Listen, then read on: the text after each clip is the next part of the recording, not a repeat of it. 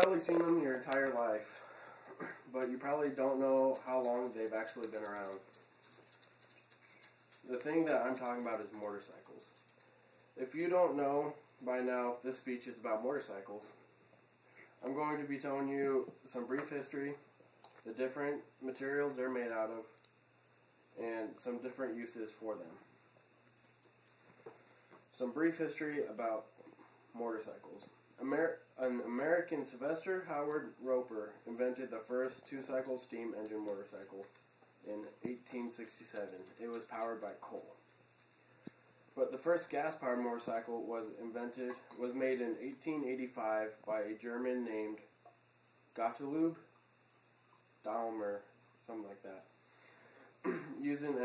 using a four-cycle engine made by Nicholas Otto, mounted to a wooden frame.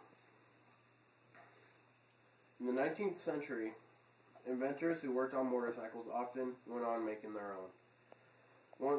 Probably the most famous is Harley Davidson.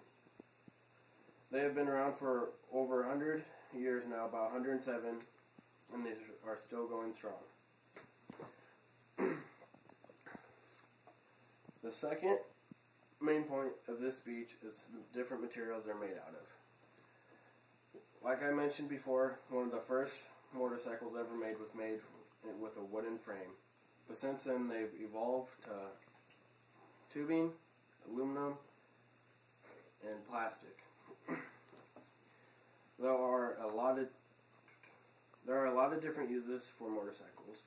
A lot of them are used just for pleasure and messing around on. Others are used mainly for racing, like drag racing or Grand Prix racing.